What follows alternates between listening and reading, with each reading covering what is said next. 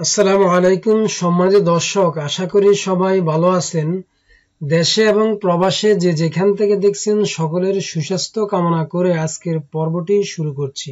যে সকল জমি আপনি মামলা করলেই পাবেন, কোন কোন ধরনের জমি আপনি মামলা করলেই মালিকানা অর্জন করতে পারবেন খুব সহজেই, তার মধ্যে এক নাম্বার হচ্ছে আপনার দলিল আছে রেকর্ড অন্যের নামে হলে।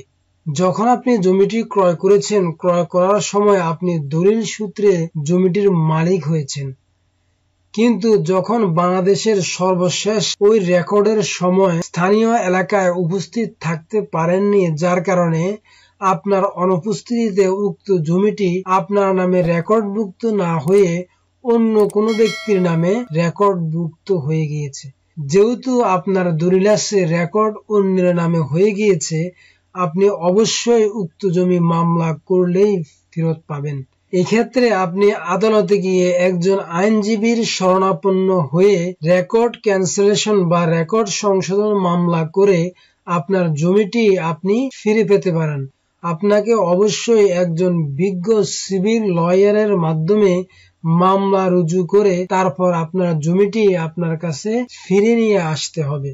তারপর যে জমিটি আপনি মামলা করলেই পাবেন সেটি হচ্ছে আপনার জমির সকল কাগজপত্র এবং ডকুমেন্টস রয়েছে, আপনার দলিল আছে, আপনার খতিয়ান আছে, আপনি খাজনা দিচ্ছেন, আপনার সকল ডকুমেন্টস থাকার পরেও, চেইন অফ অনারশিপ ঠিক থাকার পরেও আপনার জমিটি আপনি পসেশনে নাই বা আপনি দখলে নেই, কিংবা আপনার জমিটি অন্য কোনো ব্যক্তি জবরদখল করে ভোগ দখল করে খাচ্ছে কিন্তু আপনি দখলে নিতে পারছেন না।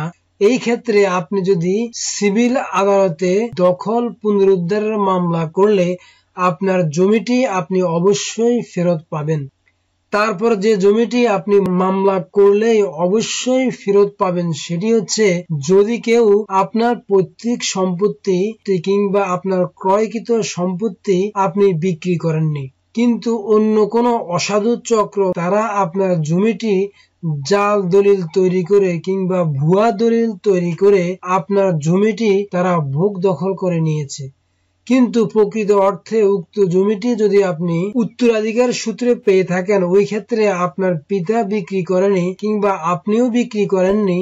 আর যদি জমিটি আপনি ক্রয় সূত্রে মালিক হয়ে থাকেন তাহলে আপনি নিজে বিক্রি করেননি, আপনার উক্ত জমিটি অন্য কোনো পক্ষ ভুয়া বা জাল দলিল দিয়ে আপনার জমিটি তারা খাচ্ছে।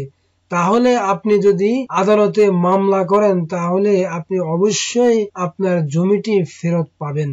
এক্ষেত্রে আপনি দেওয়ানি আদালতে গিয়ে একজন সিভিল লয়ারের শরণাপন্ন হয়ে আপনি আদালতে মামলা রুজু করে আপনার জমিটি আপনি ফেরত পেতে পারেন। তারপর যে জমিটি আপনি মামলা করলে অবশ্যই ফেরত পাবেন সেটি হচ্ছে যৌথ সম্পত্তি বা ওয়ারিশান সম্পত্তি। উত্তরাধিকার সূত্রে আপনার ভাই বোন কয়েকজনের সম্পত্তির মালিক। এই সম্পত্তিতে আপনাকে না জানিয়ে আপনাকে ঠকানোর জন্য আপনার জমি আপনার অন্য কোনো অংশীদার যদি তার অংশ সহ আপনার অংশ সহ বিক্রি করে দেয় তাহলে উক্ত জমিটি আপনি অবশ্যই মামলা করলেই ফেরত পাবেন। কারণ যিনি জমিটি বিক্রি করেছেন তিনি তার অংশের অতিরিক্ত জমি অন্য ওয়ারিশদের জমি কখনো বিক্রি করতে পারেন না।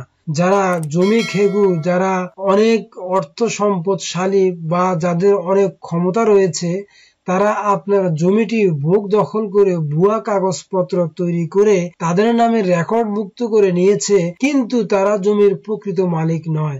আপনি জমির প্রকৃত মালিক। তাহলে আপনি আপনার সকল কাগজপত্র নিয়ে দেওয়ানি আদালতের শরণাপন্ন হয়ে একজন সিভিল লয়ারের মাধ্যমে আপনি যদি আপনার প্রকৃত মালিকানা প্রমাণ করতে পারেন আদালতে, এই ক্ষেত্রে অবশ্যই আপনার জমিটি আপনি ফেরত পাবেন। তারপর যে জমিটি আপনি মামলা করলেই ফেরত পাবেন সেটি হচ্ছে কোনো ব্যক্তি তার মালিকানার অতিরিক্ত জমি অন্য কোনো ব্যক্তিকে হেবা করে দেয়, তাহলে উক্ত জমিটি অবশ্যই আপনি মামলা করলেই ফেরত পাবেন। যেমন যৌথ সম্পত্তি, আপনারা 4 জনে একটি সম্পত্তি ক্রয় করেছেন, কিন্তু আপনার 4 জনের সম্পত্তি কোনো একজন ব্যক্তি অসাধুভাবে তার সন্তান, তার স্ত্রী, তার ভাই, তার বাবা কিংবা তার অন্য কোনো ব্যক্তি যাকে হেবা করে দেয়া যায় তাকে হেবা করে দেয়, তাহলে আপনার সম্পত্তি অন্য ব্যক্তি কখনো হেবা করে দিতে পারে না। যৌথ সম্পত্তি তার মালিকানার চেয়ে যদি বেশি জমি হেবা করে দেয়, আপনার যে মালিকানা রয়েছে দেওয়ানি আদালতে মোকদ্দমা দায়ের করে আপনার মালিকানার আপনার অংশ আপনি অবশ্যই ফেরত পাবেন।